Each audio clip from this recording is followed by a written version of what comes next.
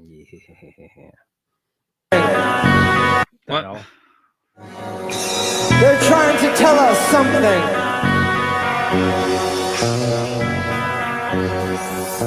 They have figured out the formula for chaos.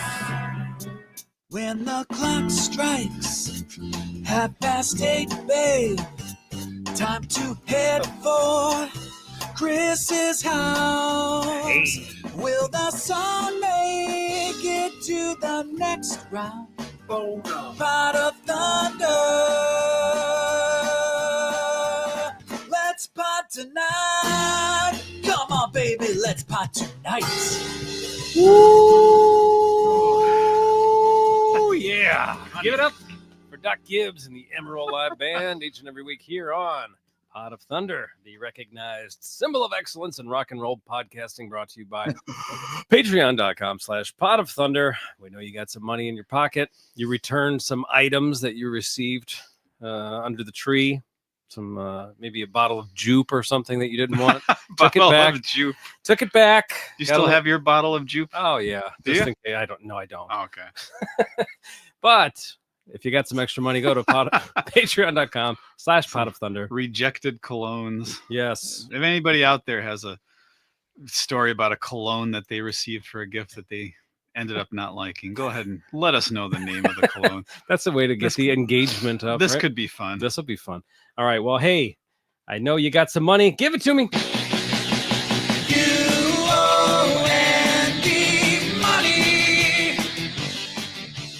It's your buddy Andy, America's little brother, as always, joined by this fella. I don't know when he decided to become a dancer. I never would have predicted it in our lifetime together, but he technically is a professional dancer now, and he's going to show you why.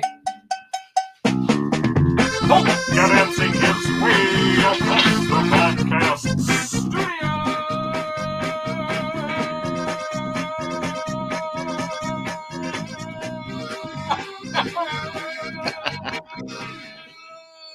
Nick Pollock has entered the program. I was a little fearful. He was doing some kind of kettlebell routine.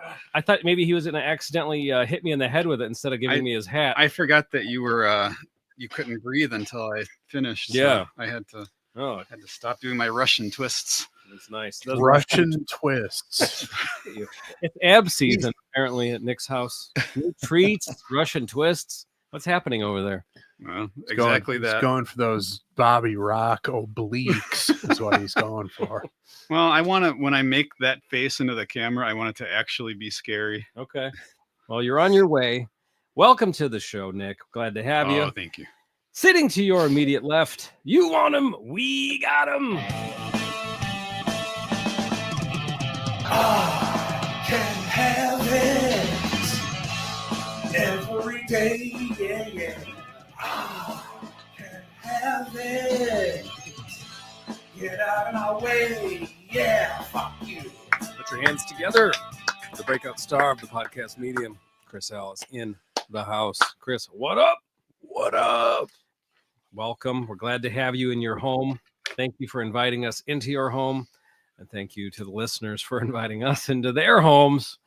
Ladies and gentlemen. That's nice. That's a nice thing to say. That was nice, wasn't it? That's a very very 1950s television thing to say. I like that. I mean it. We're glad to be guests in your home or your car, or whatever it is, in your ear somehow. Whatever it may be. Ladies and gentlemen, he's back, and we're excited. Jericho! Oh! His voice is music to our ears. Jericho! Oh! His voice is music to our ears. Chris Jericho back again on Pot of Thunder. Thanks for coming. This is my fifth appearance in 7 episodes. Right? Yeah. But I had a good Christmas season. Had lots of time available to hang out with you guys.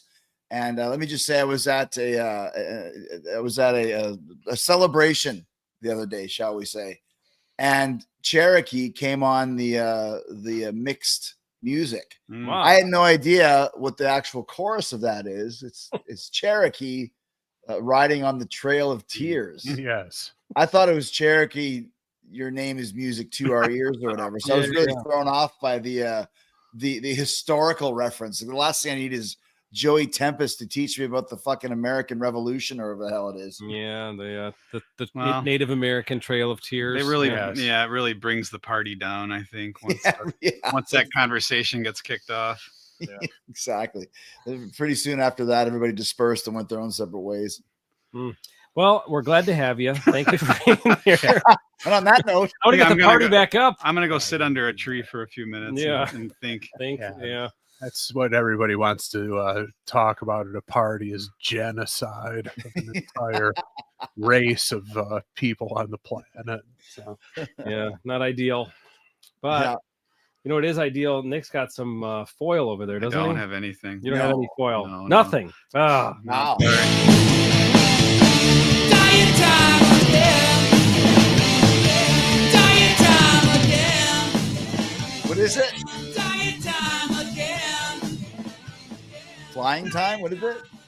it's diet time again. Diet time. Gotcha. Well, it's the beginning of the year. New Year's Yeah. resolutions. Yep, no treats, especially late at night, right? Isn't that what they say? Oh, Not the ideal time to be eating No. your sweets right before you go to bed. So, all right. I can honestly say, the beginning of the new year, I have not had a drop of alcohol this year. do you So do I'm the dry January thing? I don't or- want to put that much of a pressure on myself. Dry January, like what if I decide to have a drink tomorrow, or what if I don't have a drink for the next 6 months? You know, Right. so Yeah, I'm you don't want to limit it.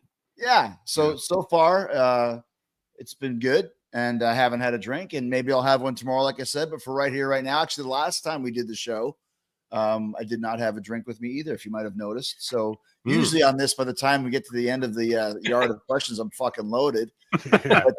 but not this time. Well, yeah, let's try something different. See Yeah. how it works. Yeah, so if Nick cannot eat dainties, then I don't have to drink alcohol. But you do have a cruise coming up. I do, but Not to it's jinx it, but January 31st is when it starts. okay. Technically, because I always have a lot of work when it kicks off, Yeah. I could, if I get to that point, I could say, hey, I'll wait till midnight. Yeah. And I did it. But then what does that mean?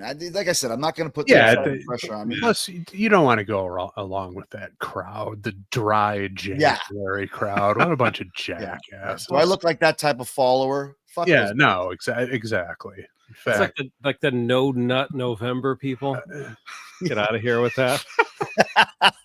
Who has ever fallen for that trick? This is not dry January. It's dry Jericho.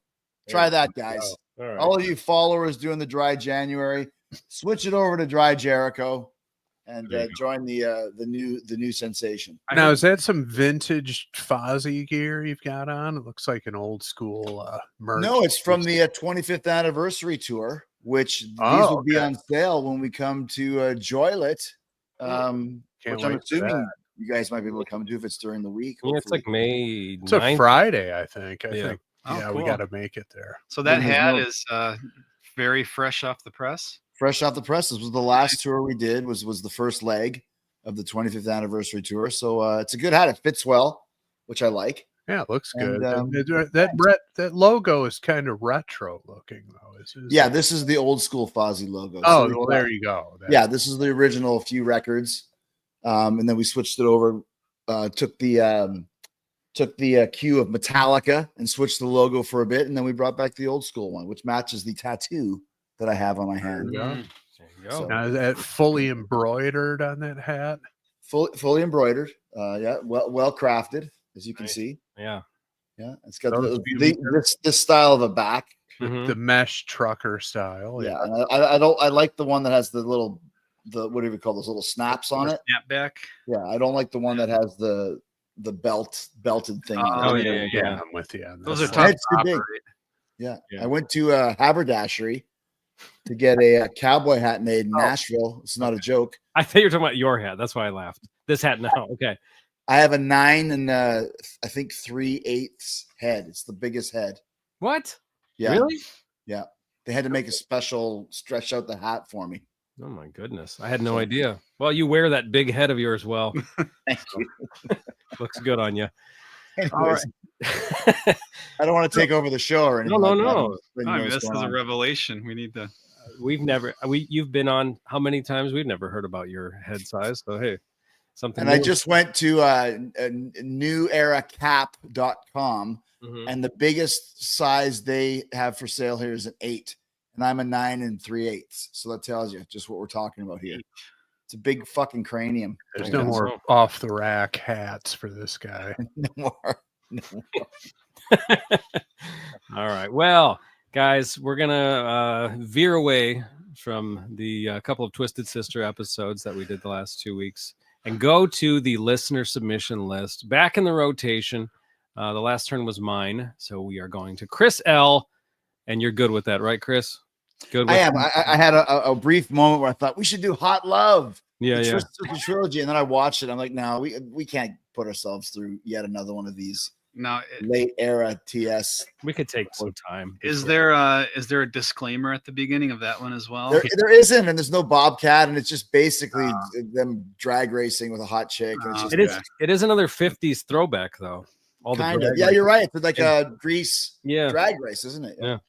Yeah, we just end up complimenting everybody's ass in the video, and how boring is that? I don't know. Make Hoping no that doesn't- mistake.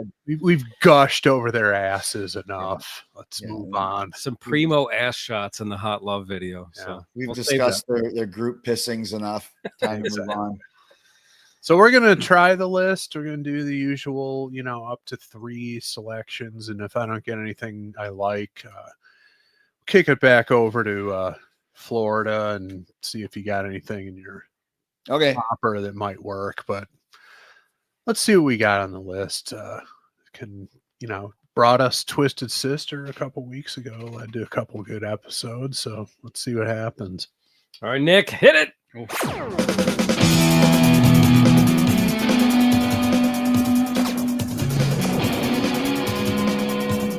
All right, first one is number 1428. 1428. Chris, I'll send it. Can you see that, or is that too small on the screen for you?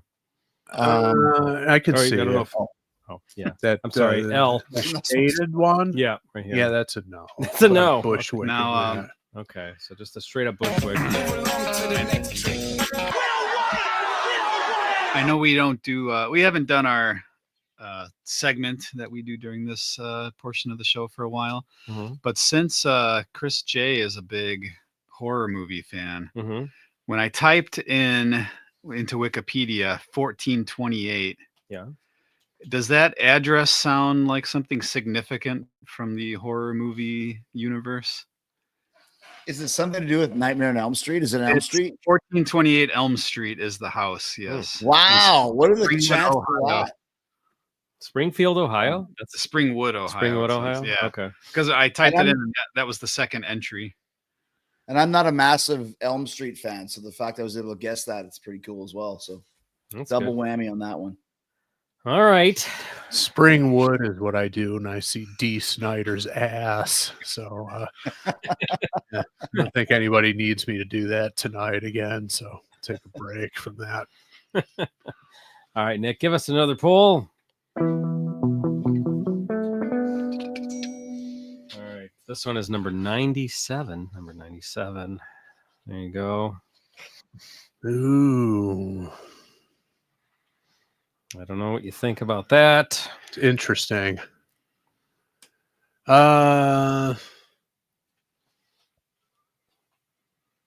Let me put it on ice. See we come up with a third poll. If I don't like the next one, we'll do that one. Okay. I think we can have a good discussion about that one. All right, Nick. Third and final poll, please. 379. So nice. It is very peaceful. 379. Pulling it up here. I wonder if we could do one of those fall asleep to this video where you just loop something like that for 10 hours. So are all three of you looking at these numbers right now? Yeah. Yeah. Oh, okay. So I'm not looking. I guess. Nick's not looking. Okay. I'm not looking. Did you see that, Chris? Yeah, that's a no Okay. on that one. All right, so we're going back to 97 there? Yeah, I think so. Or do you want any interest in any of these, I guess? if you want to play that game. I mean, of those of that group, the one you picked is probably The one right here. yeah, I think so. Okay. Well, you tell me. What are you thinking? Do Yeah. you want to go with his other work and see what's on here? No. Okay. I don't think so. Okay. I'm sure there's just a couple right here. Yeah. I mean, I'm not super excited about it. Thinking of maybe just kicking it back over to Oh, really? see what we got in the hopper over on Jericho's end. I mean, I don't know. I'm kind of torn about that one. There's a few discussion points that seem interesting, but by the same token, I'm not super excited about it. You got anything that you'd really want to do, Tooj? I mean, like I said, I've always got a bullpen of ones that could fit, and I actually have one that kind of fits something that we discussed last week. So it's not Twisted Sister though, Okay. but I have something in mind that might work. Yeah, let's do that. I'm not super excited about Okay. that second choice. All right. I think Nick would have gone with it. Nick's disappointed, but he doesn't I even know what it is. But yeah, no idea. Okay. Well, Yeah. how about do you need a minute or do you got it I mean, I could, top of mind right now? like I said, I got about 10 in line, but I have one that actually has a connection to Okay. last week. So if we want Okay. to do it, we can do it. Let's do it. Do you All know right. the album and everything? Of course. Okay. Well then, let's turn the microphone over to Mrs. Jones and let's find out what this week's song will be. Mrs. Jones, All right, Hammond. This one's called the last in line. Off of The last in line. by the band. Dio. Ooh. So we haven't had any Dio, have we? We only had the hearing aid stars. Right. Wow. That was it. Yeah, but nothing from No proper Dio. Sabbath cuts. Rainbow solo Dio. So yeah, That must have been a They're fun good one for you guys doing the hearing aid stars. it Yeah. was good. Yeah. You know, all the guitar solos and mayhem and Yeah. dueling vocalists. Pretty outrageous, but That was a yeah, so that was a big episode for us as far as downloads. really? Yeah, Was it? I would People love download that that one. shit. Send me the link. I'd like to listen to it. I will. Oh, I see what the connection is, but I won't. You know spoil the it. connection. Yeah, exactly. I see it it's here. not coming to me. But Well, featuring obviously the Dio band, Ronnie James vocals, Vivian Campbell on guitar. This is the second Dio record, the classic lineup, and there's not 4 of them. There's 5, and it's Vinny Appice on drums, Jimmy bass, and on keyboards, Mr. Claude Andy's Schnell. new favorite, See, I already- Claude I Schnell. told you guys in our group text, I don't have the mental bandwidth to remember his name, and I already forgot it. I'm gonna Now try. you'll never Claude Schnell. Claude Schnell. Okay. So Is he yeah, on this the is first Dio album too? what's that? No, I think he did the keyboard for intro Rainbow- to Holy Diver. Yeah, and- he was the Rainbow last guy that lasted in the band with Vinny Appice when the whole lineup started collapsing. When you get to like the Lock Up the Wolves record, it's Vinny Appice on drums and Claude Schnell on keyboards with whoever else was in the band at that point in time. So they stayed for a little while longer than the rest of the cats. Okay. Well, where else is Claude Schnell gonna go? I'm sorry. There should be no Claude Any- Schnell bashing. I'm There- sorry. No, that should It's be. rude. There Rude should of be me. though. There should be a lot of Claude Schnell bashing. Only I know nothing of the man. It's just the name. We talked about it a little bit last time. Which rock stars should change their names? Claude Schnell's probably one of them that should have done it. Could have been a household name if he would have gone with something else. but it wasn't just. You think it could have been a household name? Yeah, Spike He was- Dunbar or something. We'd be talking about him every day. But Well, Claude Schnell, no one cares. Claude also played keyboards on the hearing aid song as well, so he was around. Oh, He- well, how did we Claude not Baby. mention him during that episode? Well, and to tie it into something from earlier this episode, Claude Schnell sounds like a cologne that you would have gotten for Christmas that you might not have wanted. Yeah, Thanks, Grandma. Claude Chanel number 5, perhaps. He's not Might have to do another cologne bottle mock-up like you did with Guillotine for Men a few episodes ago. Maybe that's why that episode was so popular. People were coming for Claude Schnell talk, and they didn't get it. Hey, what do I know? He might be the guy. He might be the it factor. Well, Well, you're if getting you some look, more Claude Schnell talk tonight already. if you there's a you can see Claude Schnell. I just pulled up a picture of him, but it's probably easier if I maybe put it on my phone. I tried to. I can. I remember. See there. Another reason why is Claude on the far right there. I'd like to get a bigger version of his picture. Yeah, but definitely the mustache itself is there. You go. Is quite offensive for that time period. Offensive. yeah, that was not the thing at the time, right? Yeah. So the fact that he had a lot of things working against him besides just his name. Yeah, that was a carryover from, I don't know, like, I'm just gonna make up a band like Free or someone would have a guy that looks like that. I don't even know if they did. I'm just thinking of bands like that. Fog Hat probably had mustaches. Might have had that. Yeah. Fog Hat was known for their stashes. Yeah, yes. but Dio, yeah, once you get into metal, you can't really have a mustache. Well, Tony Iommi, man. Yeah, but he's the one he's exception. the one. And Geezer. And those are like also guys who carried over from previous time.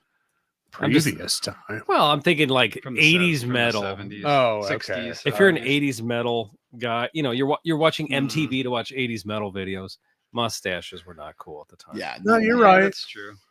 Although Porn Stash Iommi is the best Iommi from the No Stranger to Love era and a few years before. But yeah, when he had full porn stash going, he was at his visual apex, in my estimation. Musically, maybe least notable, but You can't have both.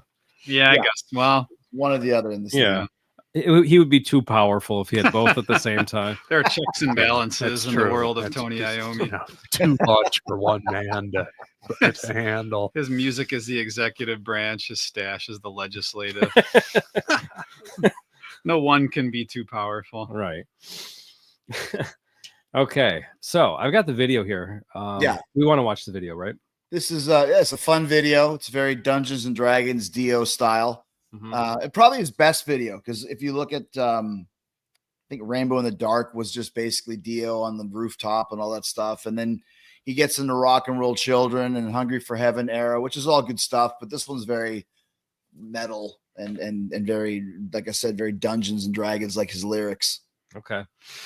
And can we agree that the woman featured in the Rainbow in the Dark episode is the least attractive woman ever depicted in a rock video? I mean, you're supposed to get hot chicks in rock videos. What a hag they picked just off the street. I'd have be to in see that who this video. is. It's not ringing a bell. Oh, terrible. But are they worse than the chicks in the Let's Put the X in Sex video?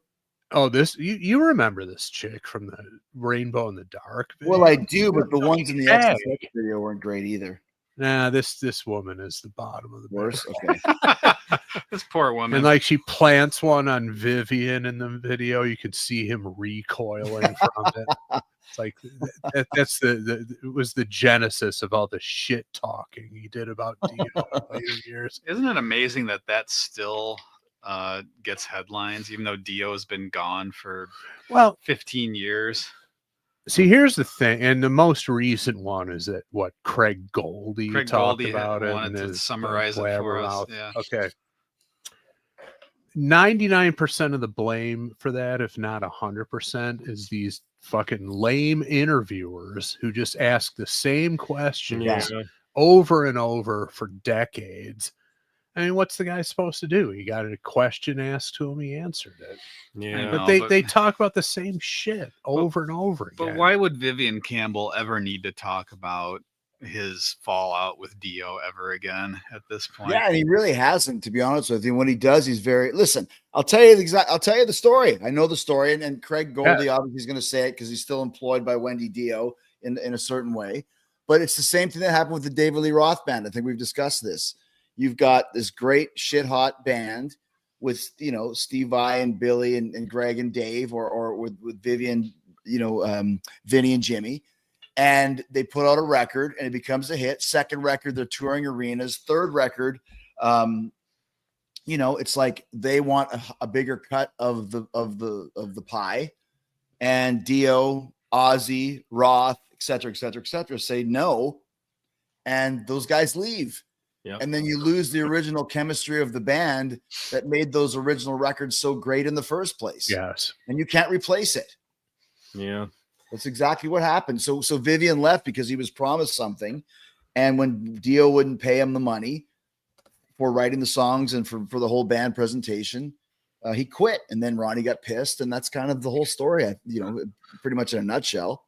Was it something that was kind of dangled along? Like, at this point, we're going to give you a raise. Just hang in there. That's the story. Yeah. But then Goldie's explanation was there was a slight variance to it that I hadn't heard prior to that. Which was that what Dio actually meant was, by the third record, you guys all should be about famous enough where you could get solo deals offered to you. And that happening would force my hand to basically say, okay, like we're equal partners because we're equally famous now. But that didn't happen, so he didn't want to. Apparently not. No. Okay. Yeah. Name me any band where the bass player has a solo album or the drummer has a solo album. Come on, Herman's the German, notwithstanding. Yeah, nobody's believing that. That's the new talking point from Wendy Dio, and and I get it. It's the typical Miles Copeland on the Bring on the Night documentary when Sting's putting together his new band after the Police, and he's got all these killers in the band, Brandon Marcellus and Omar Hakim and all these shit hot jazz guys, and they sell out Madison Square Garden, and Branford Marcellus wants a raise, and Miles Copeland says no, and Branford goes, well, there's more money on the table, and Miles goes, yeah, but it's Sting's fucking table. So if you don't play Madison Square Garden, I give out 0 refunds. If Sting doesn't play, the show's canceled. So take what we're giving you or leave. And so Branford left. And I think it's the same thing with Vivian. Promised something, didn't get it, and goes, I'm going to go my own way. Joins Whitesnake, and everybody's happy. Right. That's fair. I had a boss who, not to compare myself to Vivian Campbell, but I had a boss who I asked for a certain amount of money. And he said, I can't do that. But with the what did he call it? The commission bonuses, you'll be making more than that. I said, okay, fine. Not even close to being true once the year ended. There's no way. No, it's just to get me in the door. Yeah. Yeah. Piece of shit. And that's what they did. So, you understand Dio's point and you understand Vivian's point. And the big picture is they never made another great record without Vivian Campbell in the Dio band. Not one great, he had some great songs, but one great record, I don't think they ever did that. Isn't it funny how many very similar parallels there are between Ozzy and Dio in that record? The wives being the sort of overlords, and the original band quitting, or in Ozzy's case, they fired him, but wanting more of to be a quote unquote band than a solo act. And you knew it would have happened with Randy too. If Randy hadn't passed away in the plane crash, the same thing would have happened between Randy and Ozzy. I mean, when they brought Jake in, Sharon didn't even give him any credits for the songs he wrote. Right. So I'm sure Randy wasn't getting those types of royalties either. So, sooner or later, the business side comes in and all that shit goes away. Cause once again, it's Ozzy's table. So, right. And here's the other thing that's true of both cases is, in general, they basically had relative unknowns in the band, especially on the guitar. The guitar slot. Randy Rhoads, he had the Quiet Riot thing, but largely an unknown.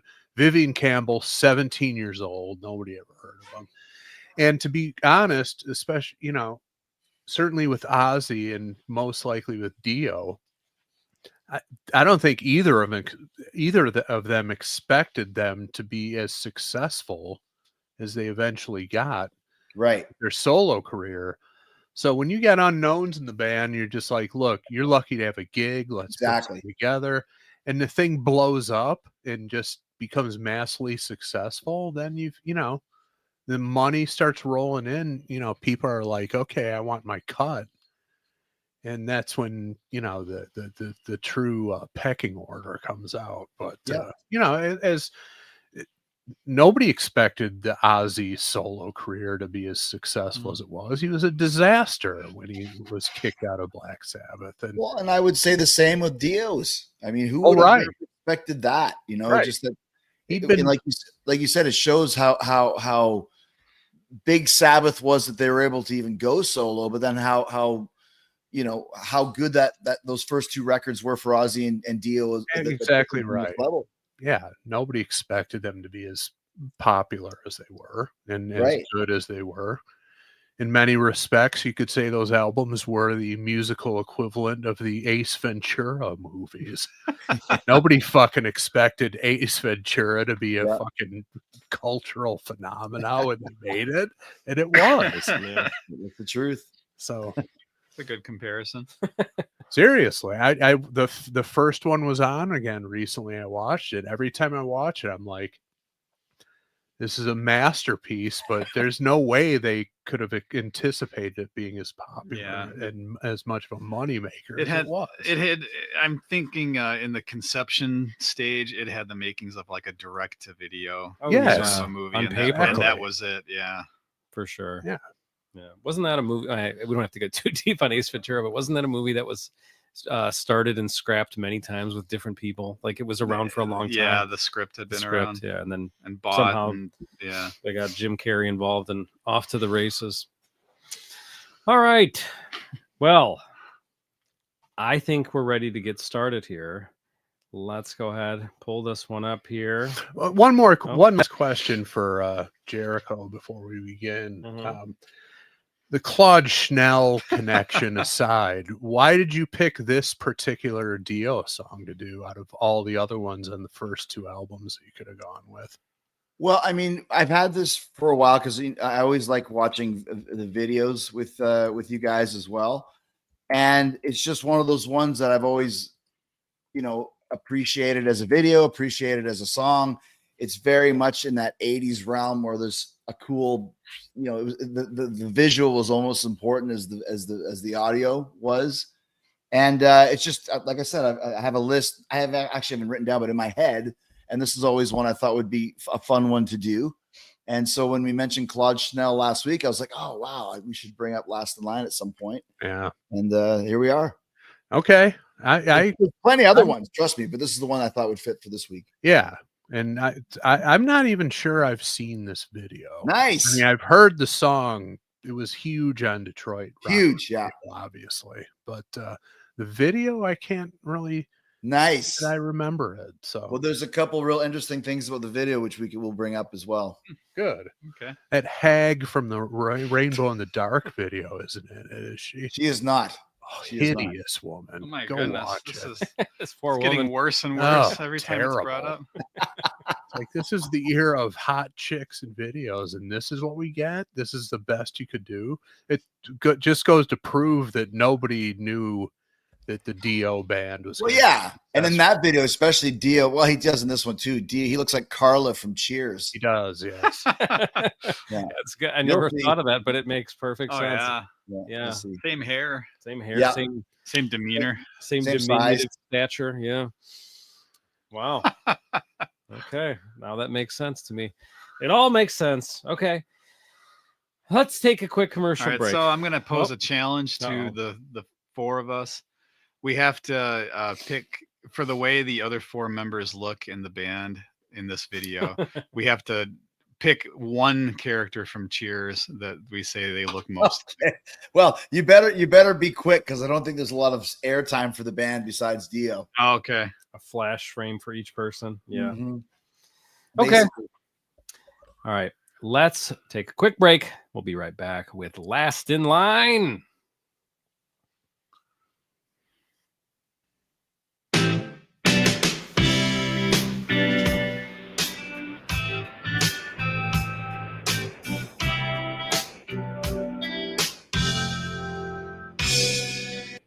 So me and Nick are both racing for the same joke. I don't have a joke. Oh, okay. You go ahead. I was going to say, is this because the video game Paperboy was hot at the time? So they're doing a live action. Yeah. Well, is that supposed to be Dio? Was he a Paperboy? Like a young. No, that's not supposed to be Dio, but that is, however, a famous kid actor. Really? By the name of Mino Palouse. Wow. Okay. I don't know. In a show at the time called Voyagers. Okay. I think I've heard of the show. John Eric Hexum, who was a male model that was in this show, who shot himself by mistake. Oh man. With the fake gun, that old story. Yes. On set. Yes. Okay. And that was on the set of that show? On Voyagers. Wow. Okay. So that might be even how I heard of it. And Mino Palouse is also the brother of one Soleil Moon Frye. Wow. Really? No kidding. Did not know that. Jeez. The name Mino is ringing a bell. I must have known about this kid. It's for some reason, but Voyagers, I have no recollection of that. Let's see. He was on a Punky Brewster episode, which makes sense. Right. He was on a Remington Steele episode, Silver Spoons episode. He was on the Bad News Bears television show. Oh, wow. I didn't even know there was a television show. It was very quick. And he was also in the MASH spinoff, Walter, starring Gary Berghoff. Oh, yeah. This kid was around. Yeah, you know what? He did. He was on Benson, Different Strokes, and Love Boat. So that's what everybody was on. Yeah, if you were around at that point. Yeah, you pretty much. And he was also in the Amityville Horror as one of the kids. So okay. He has a little bit. He had quite a acting pedigree when he showed up in the Last in Line video. People knew who he was. If you see, here we go. You're on the second album. The first album was a huge hit. Suddenly your budget goes up and you can afford Mino to be Mino Palouse, right? And if I can say one more thing, and I'll be quiet now, the director of this video is a guy called Don Coscarelli, who is a fairly famous director in the horror world for doing the Phantasm franchise. He did Beastmaster and he did Bubba Hotep. Okay. Oh, okay. Yeah, that was like that Elvis zombie movie or something. Was that Bruce Campbell? Yeah, Bruce Campbell. Yeah, Elvis fights the Mummy King or whatever it was. Yeah. Okay. And you'll notice that the next single from the Dio band is "We Rock." Right. Mino's not in the video because after this video, he demanded an equal cut of the money coming in from the band. Yeah. Mino also talked a lot of shit about Dio. Still does. Video does. Still does. I hear. He's still asked about it decades later. Yeah, I'm looking at his IMDb credits. It also says that he once sat on Mr. Belvedere's balls.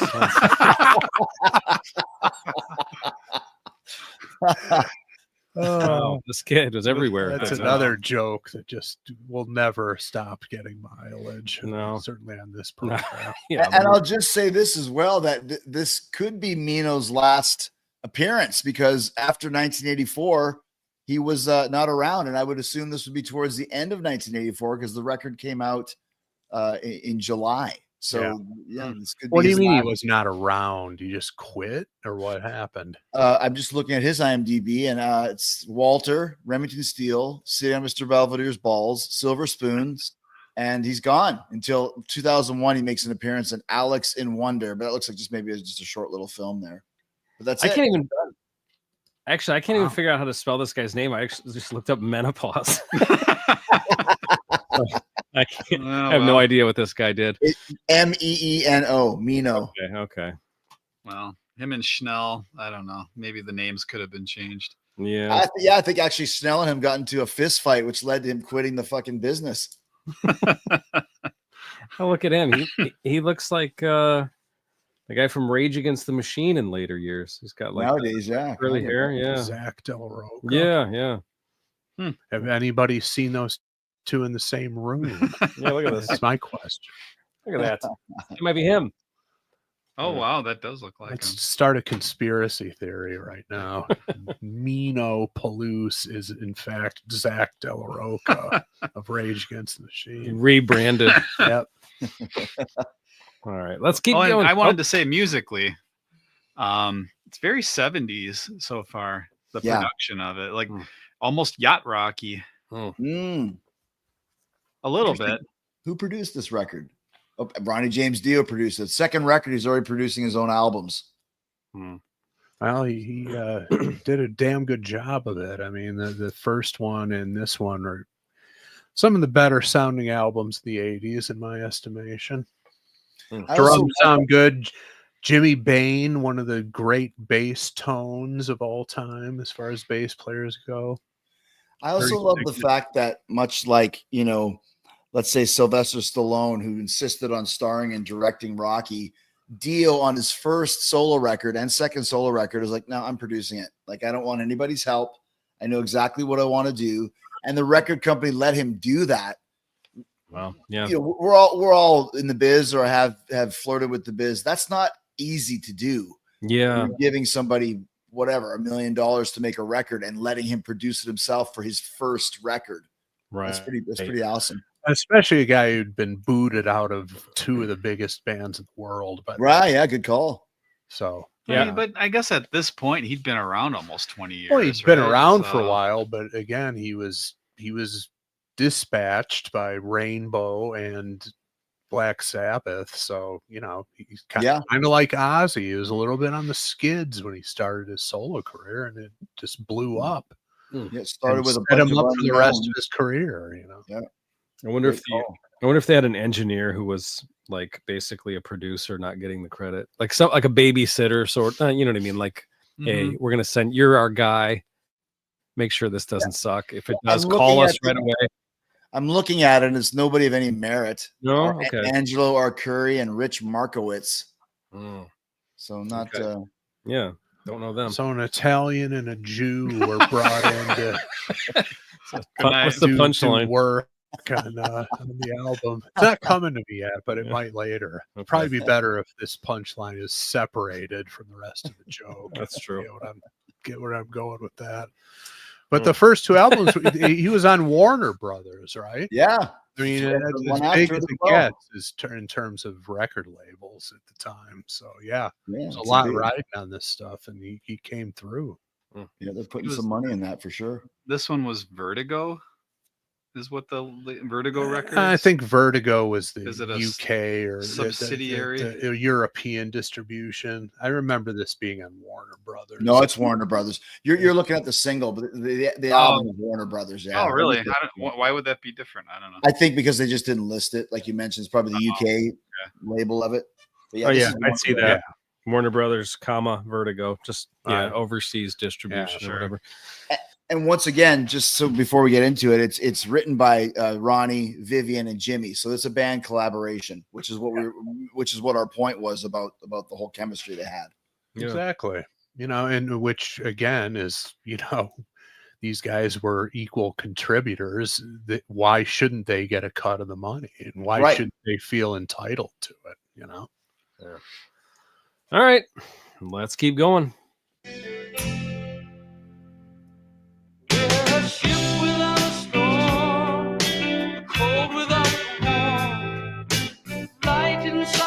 There he is. There he is. Right there. Claude Schnell gets the first FaceTime of ever. First FaceTime with the fucking shades. Like, you want Claude? You got him. Yeah, you did. Cool if car. You want Claude, you got him. Claude Schnell Hetfield, it looks like. Well, as I said in the group chat, Claude Schnell is essentially a full-grown Peter Dinklage. So he's got those vibes going on. I think he looks pretty cool here. I'm starting to change my tune on Claude. This is a good look. Yeah, he doesn't look bad, especially for this time. Hair is a little frizzy, but other than that, the shades, the handlebar mustache. It's working. Yeah, he looks cool with the shades. He's got the poofy hair and stuff. And like you mentioned, throwing the horns. This is throwing the horns. He gets the very first appearance before Dio even. Yeah. So who from Cheers is Claude Schnell? Oh boy. That's Cliff Clavin all the way right there. Cliff Clavin, okay. Yes, exactly. That's the one. The mustache. Yeah. Okay, we got Cliff. No one else pulled up his mustache. Claude is just giving you random figures about keyboards and pianos and Bach and shit. That may or may not be true, like everything Cliff Clavin ever said. That's right. He just pulled in front of this kid and started rattling off. Hey, Ronnie, I got this keyboard riff I took from Tchaikovsky.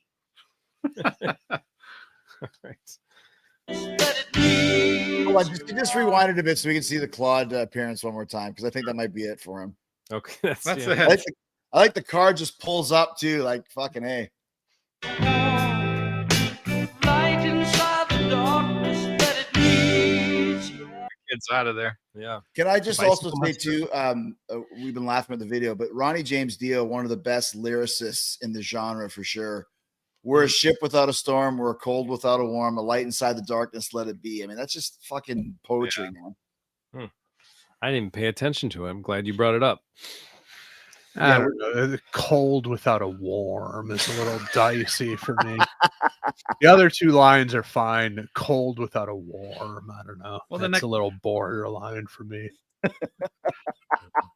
But we're a ship without a storm. It rhymes. Well, I know it. Yes, it does, but still, well, that's pushing. The next line I'm trying to make sense of.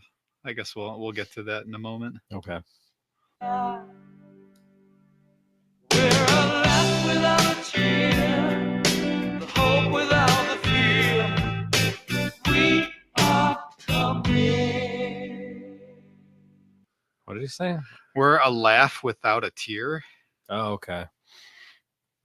We're a laugh without a tear, the hope without the fear. Yeah, it's all opposites. Well, but I guess so. But it could be laughing until you cry. Well, yes, of course it can be that, but that's not what it is. That's not what it is. It's all opposite. Well, Jesus, get your head in the game.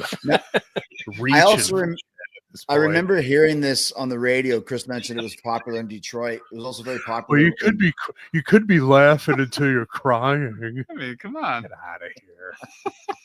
Sorry. Go ahead. That's all right. I just said this song was very popular in Winnipeg radio as well. And I remember the first time I heard it, because I was thinking, well, I was hoping for something heavier from Dio, but this ballad sounds pretty cool. The chord change is all right. He sounds good. But fuck boy, was I wrong. Yeah, I had the same. I was gonna say I had the same takeaway when I first heard it, because, like Nick said, it sounded kind of yacht rocky. Yeah, before yacht rock was a thing, but it's just like, okay, we had the shred your face off solo and Rainbow in the Dark. Holy Diver is awesome.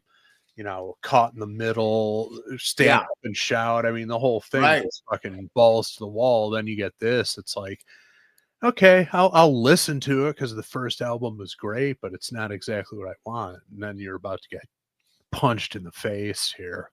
Andy, when you press play again, pull it back like 3 seconds. Sure, no problem. I was going to say not exactly the same, but it kind of reminds me a little bit of Ozzy's Goodbye to Romance so far. Same kind of vibe. Got that vibe to it, right? Yeah. Yeah, so you don't know where it's going to go at this point. Yeah. All right, let's keep going. We are coming.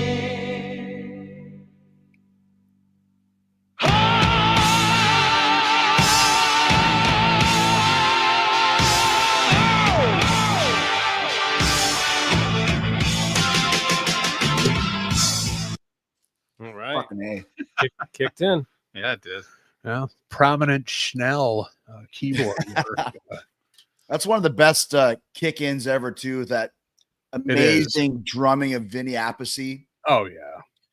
Who, when I had Vivian Campbell on Talk as Jericho, said that Vivian was the loudest drummer he's ever played in front of in his whole career. Oh, wow. wow. I don't doubt that at all. That kick drum has just got to rattle your innards every time he hits it. So when you're on stage with him, and probably when you're in the audience too. But yeah, no, the first time you hear it and you just get punched in the face, you're like, okay, now this is going to be good. And there's one of those screams too. Like, this is not a Number of the Beast kick-in scream or Still of the Night scream. It's a Ronnie James. He's got the fucking power. Like, that's one thing about Dio that people forget is, like, yeah, he's a smaller guy with a high range, but he had so much balls. Yeah. Vocal. And he sang like a fucking giant, which is what everybody always says that played with him. And that scream was just a perfect example of that. Well, and along those lines, one of the most underrated, underappreciated intro screams in rock history is on Gypsy on the first. Oh, yeah. That opening scream from him is fucking incredible, man. Yeah. Oh, yeah. and also just the arrangement of the song is also very reminiscent of the Sign of the Southern Cross. Yeah. Mob Rules. Or Good it's call. mellow and then it kicks in.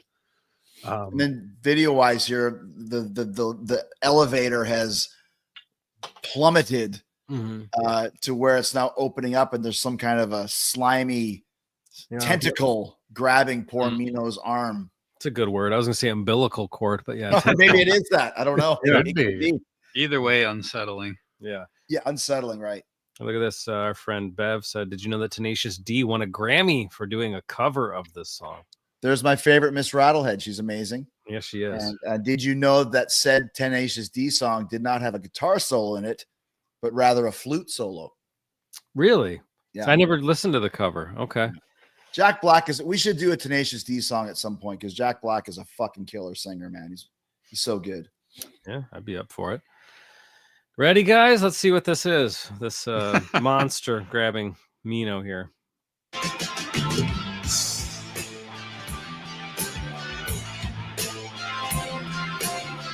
Oh, gross. I think it was an umbilical cord. There's fluid. I've seen that happen.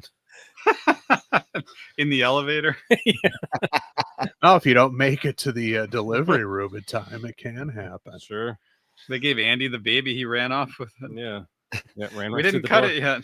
The door cut it. I remember watching that and thinking that milky substance was so gross as the elevator cuts the tentacle and the milky It is bloody yeah. shit. Yeah.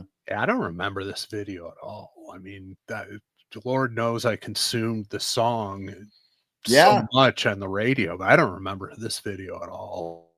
And I didn't know till this day that Don Coscarelli did this, and I'm a Don Coscarelli fan. I've enjoyed all of his movies, so it's always cool to find out little factoids like that some 40 years later.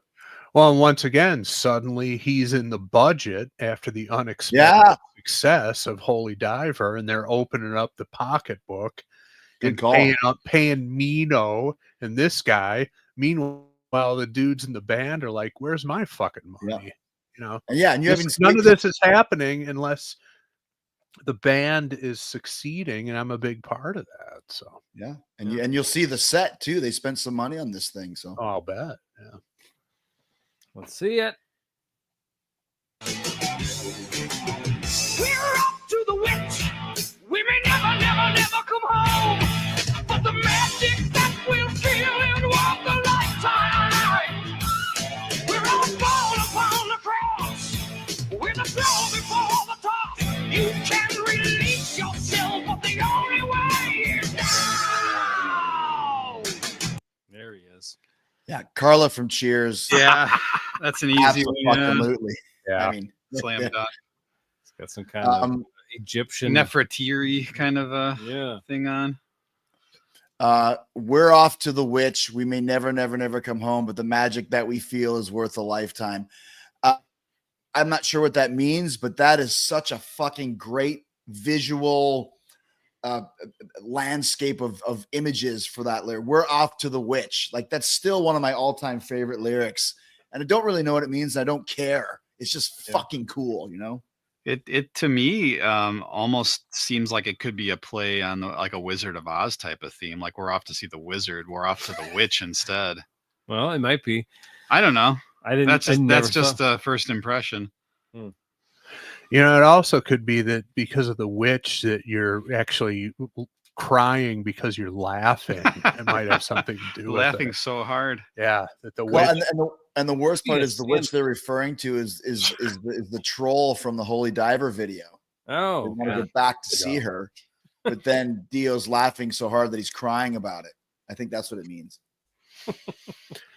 But yeah, sonically though, again, we'll go back to giving credence to the guys in the band wanting and deserving their cut. You know, nobody sounded like these guys. Yeah, you're right. Good call. such unique tones coming from everybody in the band. From Vinny Appice, it's him when he plays. Jimmy Bain on the bass, and Vivian Campbell, who again just exploded on the scene with the first Dio album and coming out of the gate hot on the next one. Just 18-year-old guitar hero, fucking great tone, unique. The whole band, it was just the chemistry between them and the sound they made couldn't be replicated by anybody else.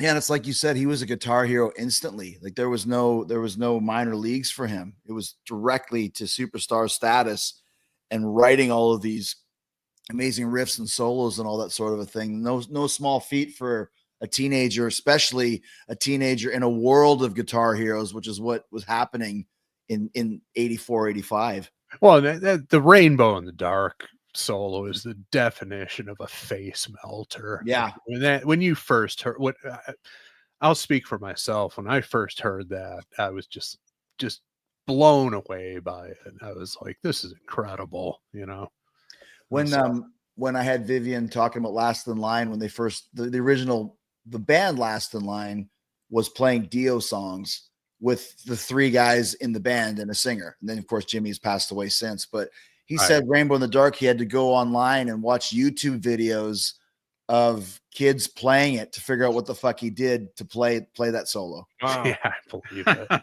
Yeah. So out of mind because he hadn't done it for so long, right? It's so funny. Like once again, listen, there's not a bigger band than Def Leppard. If there is, there are very few, but seeing him in Def Leppard, it's such a waste. I mean, he's so perfect for it, but it's like, man, he barely does anything in that band. I mean, that's Phil Collins' gig, and it's just like, man. I've said it many times. To me, it's the opposite. It shows his professionalism. Good call. Sure. Not many guys who can shred like he can dial it back to that extent. And I agree, Chris. I'm saying he does a great job in the band. I just wish that he was given a chance to do one of these fucking face melters. Yeah. Well, I'm with you on that. Well, I mean, the Last in Line band.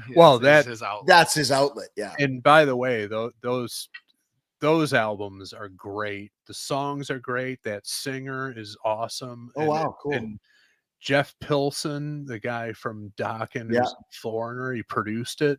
Great sounding. You haven't listened to those? I have to check it out, man. Do it, man. I have to. Excellent stuff. I highly recommend it to anybody who hasn't heard it. The material is great. The performances are great. All excellent. And is that there's got to be another example of that in hard rock heavy metal where you've got a band, essentially the band without the one guy years later reformed to kind of continue what they did. And it's like such an obvious reference to Dio, but it's everybody but Dio. There's got to be another. How about Slaughter? Everybody but Vinnie Vincent. Yeah, that's true. That's true. Yeah, that would be one. A quick little fun tidbit that I was told when Def Leppard was auditioning guitar players after Steve Clark died, they had 3 finalists. Vivian Campbell obviously was one. John Sykes was the other. And the third, Adrian Smith. I think I heard about Adrian Smith. That was somewhat recent that came out, right? Yeah. I think Adrian would have been good in the band. I don't think Sykes would have because I'm not sure how good of it. Well, Sykes can sing, though. But Sykes can sing. He wouldn't have been there long. Yeah, and I don't think he could have dialed it back like Vivian's done. Yeah. Yeah, because you have to be Steve Clark to a degree. Yeah, I don't see. I don't see that would have worked for a very long time. But and he's great. But speaking of Adrian Smith, and you mentioned this earlier, what Dio's wearing here, it's funny how like the fall of '84, Egyptian motifs were all the rage for heavy metal bands. Between Dio and Iron Maiden, and there was 1 or 2 other ones as well. Well, and of course on this album, there's the song "Egypt." The chains are on. That's right. Yeah. I wonder if the other knew that the other was doing an Egypt-based album. Wasn't Earth, Wind and Fire, didn't they get into this sort of look as well? There was a funk band like that. I'm trying to think of which one. No, I think you're right. Was it Earth, Wind and Fire? I think they did that. Had this sort of Egyptian sort of look sometimes. Yeah. You know, honestly, I think is it possible that the influence of that was the fact that the King Tut exhibit toured through the 70s and 80s? I'm thinking probably. That was like a huge deal. Museums all over the world. Yeah. It was hot then. So, you know, Mino would have been a good boy king in a movie or something around that time. He could have done it. Yeah. But no, Egypt themes, Walk Like an Egyptian, the band was coming out in the 80s. Mm-hmm. Interesting. Yeah. We don't come alone. We are fire. We are stone. With a hand that writes and quickly moves away. I know we just stopped, but something just clicked. I was trying to think of what this verse reminded me of. Mm-hmm. And as far as songwriters go, Vivian Campbell, to my knowledge, did not write this other song, but it's very similar in my mind to there's a song called Undefeated by Def Leppard, which came out probably within the last, I don't know, maybe a little more than 10 years. Okay. But it's the verse to me is very close. Undefeated, huh? Yeah. Okay. But and Vivian Campbell obviously is on it and in the band at that point, but I think it's just Joe Elliott songwriting credit. But I was trying to think, what does this verse remind me of? It's very close in my opinion to Undefeated. To check it out. What album is that? Do you know off the top? It's it's on the Mirror Ball, which I think is like mostly a live album, but it had a couple. No, is that one the live one? I don't know. Written by Joe Elliott. Yeah. It's to me it sounds very close. All right, we'll check it out.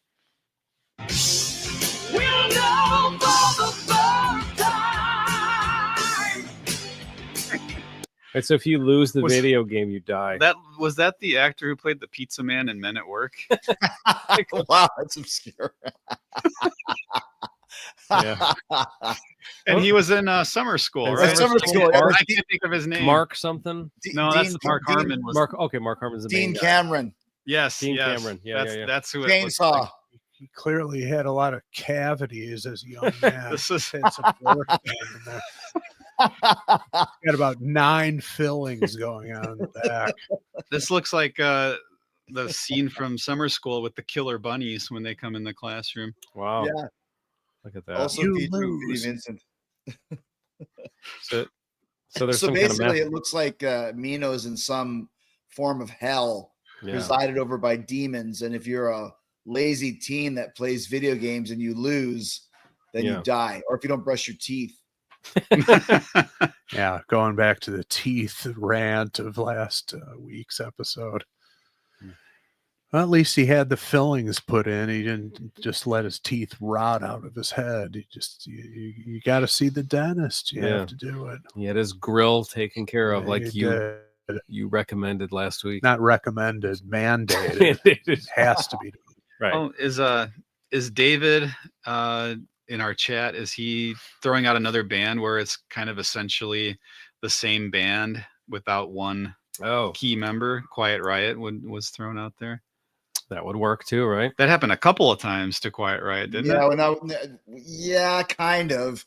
If you're going with after Dubrow left on the QR3 record, that was already Chuck Wright on the band. Yeah.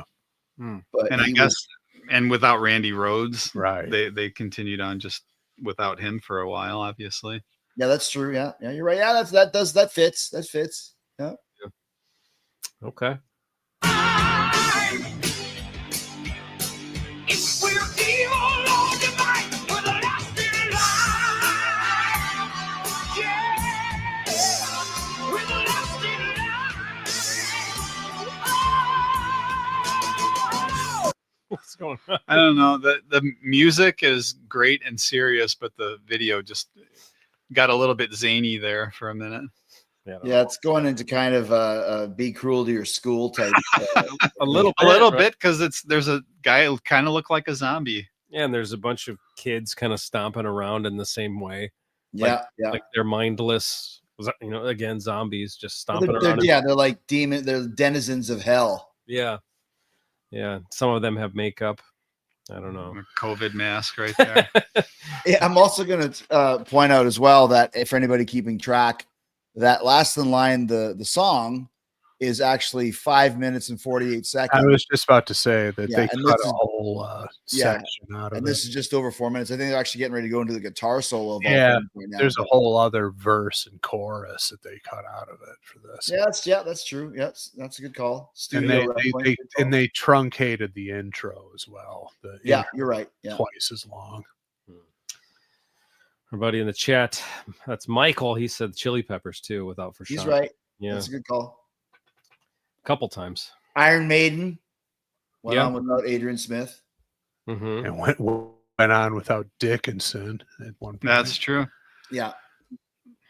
So they wouldn't, I guess, was Balls to Picasso during that era, right? Yeah, that was after Bruce left. Yeah, one of the great album titles of all time. Absolutely nonsensical, unless it's from a book or something. But the best thing of all is it took me years to figure out the cover, which is obviously Bruce, and there's two squares drawn beside him on a wall. So those are the balls in the style of Picasso. That's cerebral from Picasso's Cubist era, apparently. Yeah, exactly. It's Cubist era. Cubist balls. That would be a little uncomfortable if you had sharp edges on your balls sitting down or pretty much doing anything. Life would be different. I mean, that's why, nature made balls in like an oval shape. I mean, you got to be able to move around. You got those sharp corners. That's gonna be rough. Yeah, cubes would be kind of weird. I mean, you wouldn't have to worry about the right one and the left one getting mixed up with each other. I'd have mine done up in a dice motif. Some decals. Yeah. Fuzzy dice, the very definition of fuzzy dice. Mm-hmm. Chris would weigh them so that he would win. He would roll sevens every single time. That's right. Did you know that playing craps in the alley with his balls? Did you know that wombats have square poop? Yes. Yeah, you knew that. I heard that. Yep. I did not know that. Yep. Wow, the things that you learn here, ladies and gentlemen. Do we know why? Is there an evolutionary reason for that? They're working on getting them rounder. They're behind. And it actually begat one of the most famous displays, Poop to Picasso, which was also a square. Yes.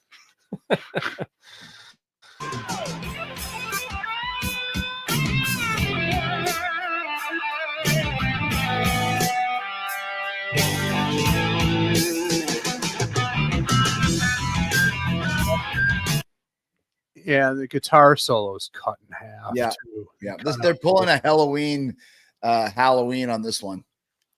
Yeah, that's a little disappointing, but I get it. But I didn't know that. Like I said, I don't recall ever seeing this video, and I didn't realize it was that much shorter. Yeah, they cut a lot out of it. Jeez, did it start in the middle, or did it kind of blend from beginning intro, second verse? And they cut about half of the guitar solo. Yeah, 16 bars of guitar solo. Yeah. How long is this song on the album? Like we said, 5:48. 5:48. Okay. Yeah. All right. Gotcha. I mean, when you got a guy of the stature of Mino on screen, why don't you give him the full 5:48? I mean, you paid for it. Well, where are we at right now? What time? 2:14. I think Bobcat would have still been on the screen. Yeah. True. Exactly. This is better. Yeah. This is when he said I could beat any one of you up or whatever he said at the end of we're already at the guitar solo over here. Yeah. Good point. Dio didn't have Twisted Sister pool. It's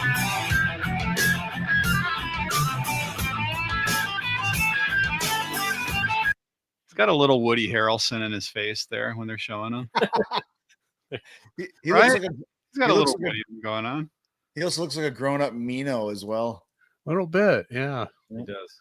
All right, so Woody Harrelson, Rhea Perlman, Egyptian trinkets on him. Is there any is there a pyramid in that necklace? That looks like something from Harry Potter. Does it? I think it's actually the tip of the staff in Raiders of the Lost Ark that Tot grabs and it burns into his hand. That could very well be some sort of Egyptian. Yeah. That piece in the middle looks like a disembodied tit a little bit. Was that a thing in Egypt? It looks like one of Nick's dainties. Yeah, exactly. The Hershey's Kiss dainty. It looks like a tit. The thumbprint. He's wearing a thumbprint cookie around his neck.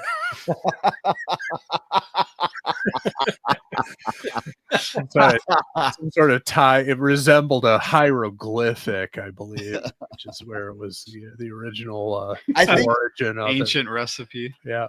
And one thing I'm going to point out to show you guys, probably now might be a good point, is I never thought Jimmy Bain was in the video, but I think he actually is. I think we saw him a couple seconds ago as one of the zombies pushing like a shopping cart or something. Really? They made him do that. Move it back just a little bit. He didn't get his instrument in the video?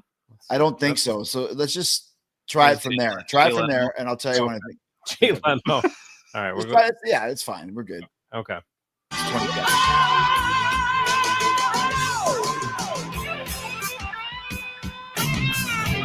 Pause. You think that's him? I think that's him. Yeah. That's him. Talk about not even getting a look at the camera or anything. What a good sport, though. He co-wrote the song, though. I know. He should have been playing the bass in the video. But I'm saying you'd think most of these guys would be like, if I'm not playing, I'm not going to play a background actor. But at least if he would have looked at the camera, we could have told. Because like I said, 40 years of watching this video, I've probably seen it 50 times. I never realized that Jimmy Bain was in it until right now. Wow. Okay. It's hard to pull a Cheers comparison with this angle, but I think we can get one. Rebecca. I was going to say Rebecca. Okay. From here, I mean, she wore blazers. It's either Rebecca or Lilith. Yeah, Lilith. I'm going to say Rebecca. I was thinking the same thing. Both had Rebecca. It could be a George Wendt. He looks pretty beefy and he's got curly hair. He also wore a suit all the time. So Robin Colcord, maybe. Who's that? I don't even know which character that was. That was the guy who tried to steal out fucking randoms. No, he was a major character for a while. I think it's Harry the Magician. He played what was his name? The sheriff of Rottingham in Robin Hood Men in Tights. Oh yeah. That guy. Yeah. Okay. Yeah, he was a major character. Yeah, he was. He was Rebecca's boyfriend, wasn't he? Yeah, he was like trying to steal her away, basically. He was rich and using all that. All right. Fine. So who is it? So are we sticking with Rebecca? Yeah, with Rebecca. Okay. Did Joyce DeWitt ever guest star on Cheers? No, not that I know of. Because that could be her as well. That could work.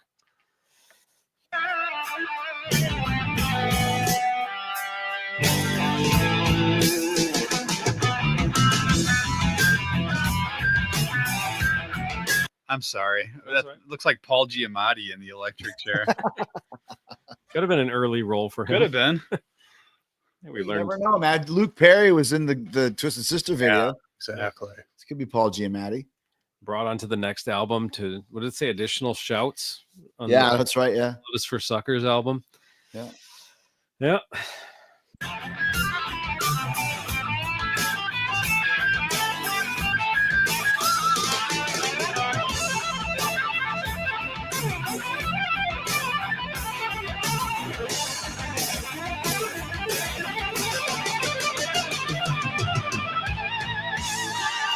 Vinny.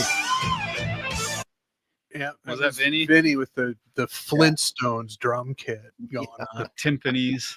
Yeah. I think Vinny gets the George Wendt comparison. Yeah, that works. Yeah. Yeah. Nami. Vinny. Nami Paul. All right. So that's everybody, isn't it? Yeah, we did it. So we got everybody. Yeah, okay. Our work here is assuming that was Jimmy Bain. It was. I could tell. It was by his nose. I could tell it was him. Interesting that he's the only one. Well, Schnell didn't have a keyboard on him when he was in the car. Right. Well, at least we got to see his face. Yeah. Close up and stuff. He had probably the most focused shot on his face. Like very Vivian had some time though. Yeah, Vivian did. Yeah. But yeah, Schnell was just like, we're just gonna zoom in on you and stay there for a few seconds. Better than what Jimmy got. He got the best shot. I think if I had to pick any shot in the whole video, I'm taking the Schnell shot. If I were an artist and I needed to do a portrait, you're coming around to Schnell, dude. Hey, he turned me with that shot at the beginning. That's making the most. All right, you got 5 seconds. What do you want to do? I got it. Yeah, he made the most of an impression. If I'm an artist and I have to do a portrait of one person in this video, oh no, Schnell's giving you the most to work with. Well, Nick, I like that 500.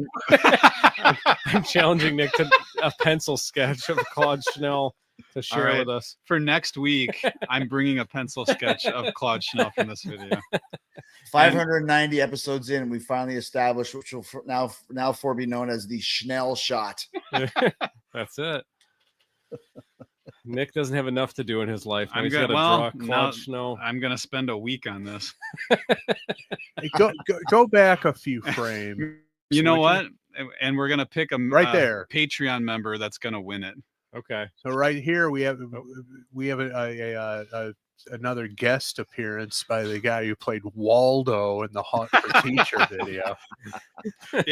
Yeah. He's returned to Who did Waldo's voice? It was Phil Hartman. Phil Hartman, that's right. Really? We've never done Hot for Teacher, have we? No, but we talked about that. I think that's in my list too. Yeah. Okay. Oh yeah. That's a legendary, incredible video. That's another one that the first time you see it, you're like, this is the greatest thing ever. Yeah, exactly. And so here we have Waldo continuing the momentum of 1984 in the Dio video.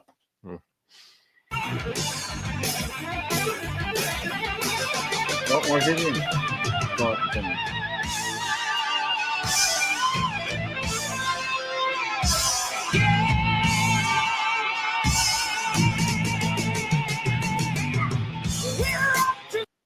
Doesn't the Dio demon have a name? Everything. Murray. Was it? Yeah. Okay. I'll say this too. When I mentioned that the video had a big budget, like this is not 2025. Like, I don't know, like how they did that in 2024, whether it's miniatures or whatever it was. That's a pretty cool shot. Like that looks like that fucking demon from the first three records, Murray. I mean, that's I'd say that's a pretty badass special effect for this time frame. It is. It looks cool. Yeah, and there's like, I don't know. It looks three-dimensional. Like it looks, I mean, maybe it's a guy that they superimposed in front of whatever it was. It's still pretty cool. It looks like it could have been something in a Godzilla movie. I was just about to say Ultraman or Ultraman, Johnny Sacco, something like that. Yeah, totally. There's a question from Jackie. So who is Murray in the Cheers universe? Coach. Okay. Doesn't say much. No, Murray in the Cheers universe is Verna. Oh, because you never see her. Right. And that's what there she you looks go. like. That's why. Is it Verna? No, it's Vera. Vera. There you go. Name's wife, Vera. right? Norm's wife. Norm's wife. He's always talking One about. time you see her and her face is covered because she got hit with a pie accidentally and walked in. Don't ask me why. I remember. Yeah. Well, that's why she's got glowing red eyes and horns. That's why I didn't see it. it. Yeah, because she got hit with a pie. She's mad. We're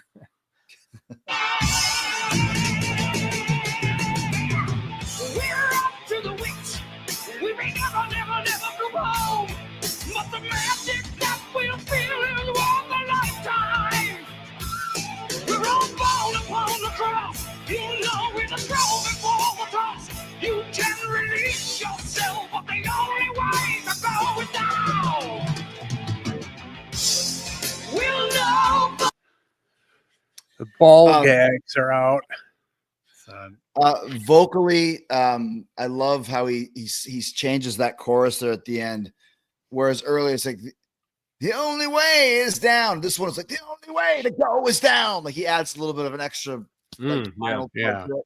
And this always freaked me out because remember Friday Night Videos? Do you remember that, Chris? That show? I do. Yeah. So it was like an NBC show that was like for us kind of the only place you could see videos because we didn't have local video shows yet and we didn't have much music. This was in the preview and I was like, this is fucking creepy. Like that looks really weird. You know, very like Clockwork Orange-esque. Yeah, but the guy's got green skin, and then there's this pipe thing, and he's got the buckle, the circle buckle on his forehead. He looked very, very Almost looks like the Kick-Axe Vices contraption. Yeah, kind of, but with Dave Mustaine's bullet belt holding it up, and a dew claw stuck in his back. Yeah. I mean, the theme of the video, if I'm picking up on it correctly, is more. It's more applicable now, probably, than it even was then. People being, which is just kind of people being walking around being zombies, slaves to their technology. Yeah, good call. Dio was the prophet. I mean, that's like 40 years ago, and it's more true now than I think it was back then. That's a good call. Yeah, people just looking at their video games and their TVs, and now it's the phones, and the whole world's gone crazy. Yes, it has. Listen to those bullshit podcasts all day long. There you go. Ball gag is Sam for sure. The guy was a freak. That could be Sam. I like that.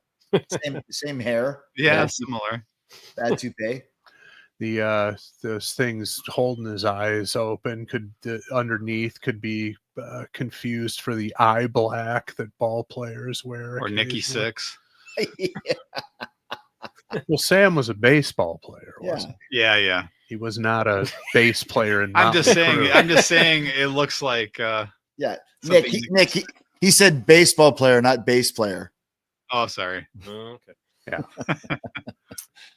Was this concept introduced in Clockwork Orange? Is that what that's from? Well, I mentioned that earlier, yes. But that's the scene where they got his eyes propped open and the guy's putting saline drops in his eyes and making him watch all this horrific shit for the purpose of reprogramming him. Okay. Yeah. I don't know. I would imagine something. I mean, think about just even millennia ago, the crazy, weird stuff people did to each other.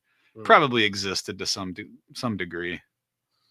Which part do you mean? No, I'm saying like this weird technique of holding someone's eyes open. Oh yeah, but they're not making them watch a video. Well, no, but I'm just saying. But to do something like that, something horrific, probably existed. Oh, I'm sure. Oh yeah, I'm sure. Absolutely. Hundreds of years, I would imagine.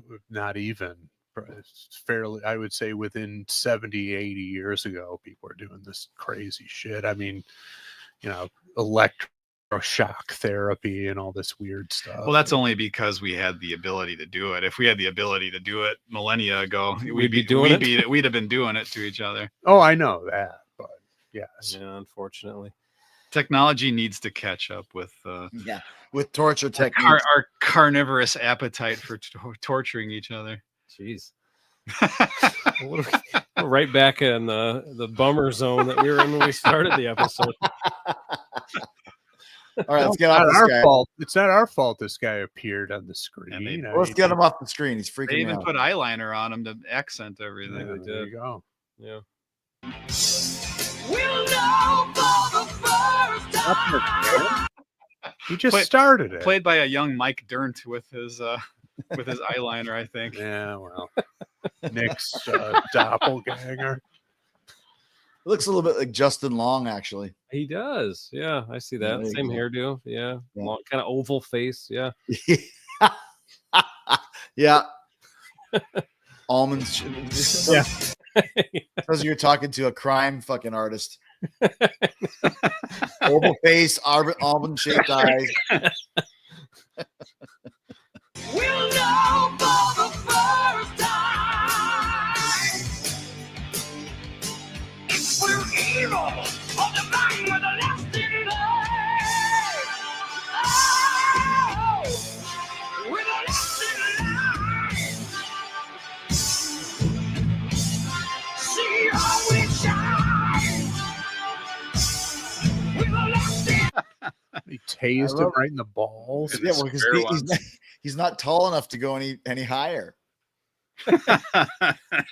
he was ball right in the ball level, and that's where he fucking nailed the guy. For those of you not watching the video, Mino gets attacked by a demon, pulls out his veins, more milky substances, and then Dio gets thrown some sort of a lightsaber and torches the guy right in the fucking yahtzes. So is Mino playing a young Dio, or is Dio playing a young Mino? Well, that's what you brought up before. Is he a young Vivian Campbell? He kind of looks the same like Vivian Campbell, or is he just merely a paper boy that was delivering a prescription or papers or whatever to the office building and got caught up in all this rigmarole? Yeah. Yeah, Andy's got it paused right there. That's ball shot. Balls to Picasso. He's shocking the monkey right now.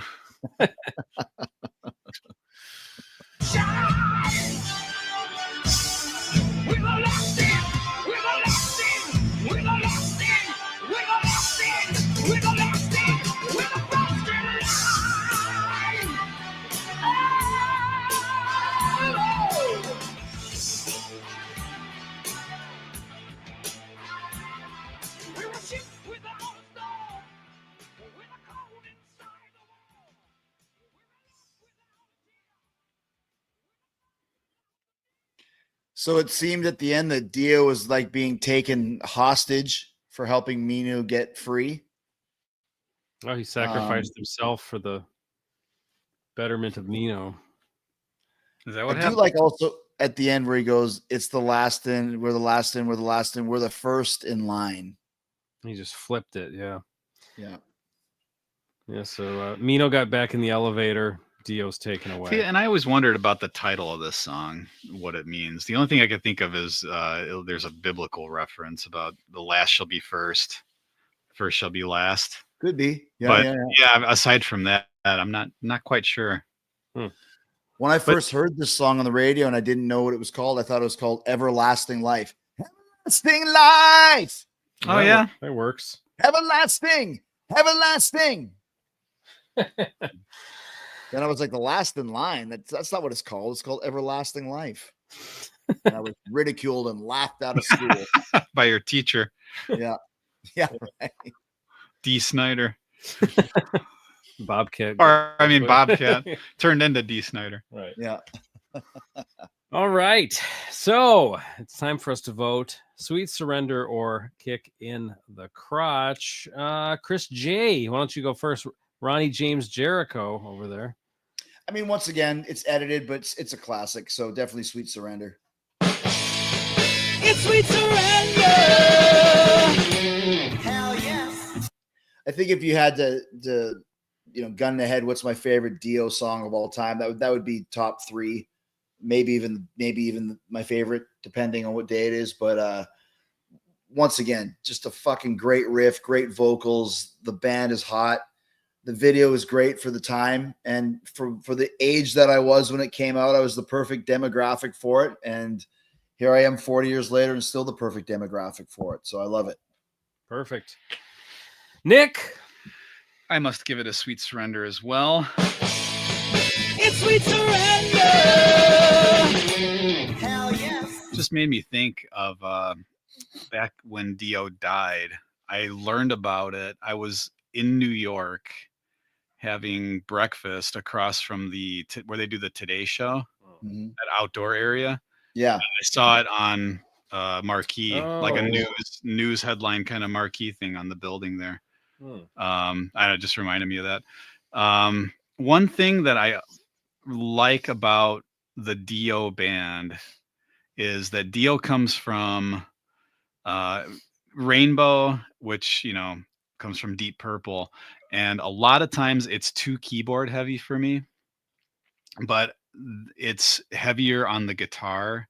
Keyboard's there, but it's always to, I think, a greater overall effect in the Dio records. Kind of like if you're listening to or if you're watching some old Ozzy stuff, you listen to the tribute album, and the keyboards are there, but they're not taking over. But you listen to some stuff from even the Randy Rhoads era, but definitely when Jakey Lee came in, and the keyboards are way too heavy. Like it's way too loud, and it really takes away from the heaviness of everything. So that's something I really always liked about the, Dio coming from those bands. But it's a greater overall heaviness, in my opinion, when it's concentrated like this. All right, Chris L. Oh yeah, Sweet Surrender. It's sweet surrender. Hell yes. Yeah, I mean, if I had my druthers, I could have done without the video and would have preferred to hear the uncut version, but whatever. We got some good commentary out of the video, but yeah, sonically, these were great sounding records. When you heard them on FM radio, they just exploded out of the speakers. Vivian Campbell was major guitar hero of the era. Like I said before, the four of these guys together, just the sound they made together, very unique, very signature, and lends credence to the fact that these guys deserved their cut. Band doesn't get that successful if the material and sonically, if it's not all firing on all cylinders, and everybody in the band had a hand in that. All right, well, my turn. I'm going to give it a sweet surrender as well. Yeah. It's sweet surrender. Hell yes. Yeah, this has always been a favorite. I don't know Dio like front to back, maybe like you guys do. Know the hits. This is one of them. And that's it. So guess what? It's it's time. All right, Hammond. I got a question for you. Time to vote. Has to be unanimous. Rock and roll boner from the 4 rock and roll boners on today's broadcast. My vote is in. What about you guys? In. Mine's in. All right. Same order, which would be Chris J, Nick, Chris L, me. Ready? Ready. Rock. And roll. Boner. Hey.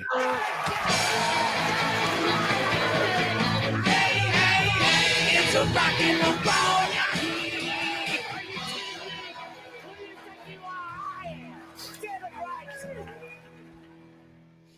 I think you'd be a damn fool to disagree with us. Yeah, I mean, it makes it especially impressive when you follow up a classic with something equally potent, which is pretty much what Dio did through his whole career. I mean, the first Rainbow album, Man on the Silver Mountain, and some other classics on there, but then the follow-up is Rising. A lot of power metal bands point to that album as like the template for that whole genre. Yeah. And then Heaven and Hell followed by Mob Rules, which I happen to prefer Mob Rules. I think it's slightly better, but I mean, they're both like outstanding. Yeah, I agree with you on that. And then here he did it again with his solo album. Yeah. And once again, I think Last in Line is a little bit better than Holy Diver just because the band has gelled a little bit better. You can't go wrong with either one, but if you have to choose, and I've done a classic album clash even with the two of them in Last. Oh yeah, who was involved in that? Gosh, I don't remember. I have to go back and see. That might have been the Fozzy guys. I think we were in Italy on tour, and we did it in a hotel room on a day off. There you go. Yeah, no, that's a good. That's a great clash. I mean, that pretty much toss-ups across the board. Yeah, basically. 6 of one, half dozen of another for sure. Absolutely, yeah. All right. Well, if you disagree with us, we are sorry. That's just the fucking way it is. Deal with it. Rubber stamped it. Rock and roll boner classic. Ladies and gentlemen, I want to thank Chris Jericho for joining us again. It turned out good. I wasn't expecting to make the choice tonight, but I'm glad I had a backup. Well, I had plenty. Drew 3 shit balls off the list. So. Well, once again, it fit because we were talking about Mr. Schnell last week, and now Claude is part of the universe here at the Pot of Thunder show. Yeah. Dear Mr. Jericho, I was wondering when Fozzy might be coming to Canada. Signed the Stroop. We're actually looking at doing some shows, hopefully in the fall. So probably Calgary, Winnipeg, Regina, Edmonton area. So hopefully you live in that realm. Mr. right. Stroop, if that is your real name. Sounds a bit fishy to me, but whatever. Then we get from David, forget that when you come into Sydney again. Wow, nice. Thanks. Wow. Lots of we always we do really well in Australia too. So I would say usually early in the year. So maybe next year, but maybe I don't know yet. I'm not sure. I will be in Brisbane in February with AEW though. So there you go. There you go. And the important thing is you will be in Joylet on the Fozzy Tour 2025, and we will be there as well. Yeah, we're going all across the country, and we'll see you in Joylet. We'll do another episode then. We'll do a live one then. Oh, yeah, it's the last live one we did was the one we talked about earlier, where you fell asleep during Where Eagles Dare, and then the whole world stopped. Is that the last live one we did? I think it was. No, the last live one we did was the one with the fucking stove in the hotel. Oh, that's right. So with the picnic table. Yeah. And that's also when we did one of the that we did the Double Cross Exciter episode was live at in Joylet. And we did the what was it, a Voice of America in that shithole hotel room somewhere out in west suburbs or something. Yeah, I don't even remember what city that was. You know what, the Double Cross Exciter was Belvedere, Illinois. Right, and somebody sat on the town. Yeah. Yep. Sat on the town's balls. That was when you guys your bus broke down, and then that's somebody right. gave you a ride. Yeah, that was the same day. Literally had to leave it in a cornfield. That's hilarious. Yeah. Every time I've tried to see Fozzy at Jurgles in Pittsburgh, it's been sold out. Well, thank you. It's true. We do really well in Pittsburgh. So next time, buy a ticket early. That was buy a ticket early, Michael. Come on, Mike. Yeah. All right, guys. 5 weeks out of 7. I can't Love believe the fortune I've had. Yeah, we're blessed to have you so many times recently and to be on your show as well. Hope to see you again soon. Yeah, thank you. We'll be seeing them in Joylet. Yeah, absolutely. And then the Christmas episode on Talk is Jericho, the Christmas rock songs was very good. I just listened to it the other day. So anybody listening want to go back for a little Christmas nostalgia, go check that out. And one last thing I'll say, I read Gary Ho toured all Christmas season, did like 40 gigs in November and December. So this is like his time to make money during the Christmas season. Yeah, no, it's his thing now. We got to figure out how to do that. I'd like to go see him. Oh, I was thinking we got to do a 2-month-a-year job. And then just yeah, great. All right, man. Well, thank you, guys. for joining us. We'll talk to you soon. Yeah, take it easy, buddy. I'm off to the witch. There you go. All right, everybody. Thank you for joining us. We'll get back into those Yardzo questions next week. So guess what February is primed for February. Yeah, it's coming soon. Because it's already the 12, 13. I can't do my math right now, but that's coming 13th, right? Yeah. So 2 more after this, and you guys have your picks for February? I have no idea. I've got mine set. I'm on the fence. Mine's set. So okay. Well, I better start thinking. All right. Getting that mindset. Get horny. Get horny. Get horny. Get horny. That was a great one from September. That's a pleasant surprise. Drop that in my liked list. Every time it comes on random, it brings a big smile to my face. Great discovery. Probably I would say my favorite discovery on this show. Musically. Yeah, maybe. I don't even disagree with you, but it's just outstanding. I remember Love it. I was standing upstairs at home getting the kids' teeth brushed before I came over here. That's how soon before I came over here when I saw, wait, he had a song called Horny. Oh yeah. I don't even need to hear it. No. We're doing it, and it was perfect. It was exactly the song we needed. Yeah. Doing research in one hand, getting the kids ready with the other, and there you go. Magic happened. Yeah. Speaking of magic, we'll leave you with this, and then we'll see you next week. Don't text to Andy. It distracts him while he produces the show. Doing so will only make the quality go down.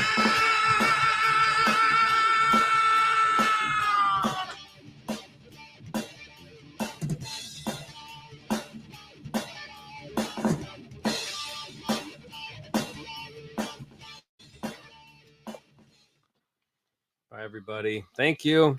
Sorry to those of you who missed the first chunk. We had to bump it forward a little bit, so sorry if you missed it. If you did miss it, you can. What happened now? We started a little bit early, but you know, people are used to our regular time. We started a little early. So if you missed it, you can watch it at your leisure. I'm sorry that you didn't get to see it all live, but it's there for you, just like I am. Bye, everybody. That's good.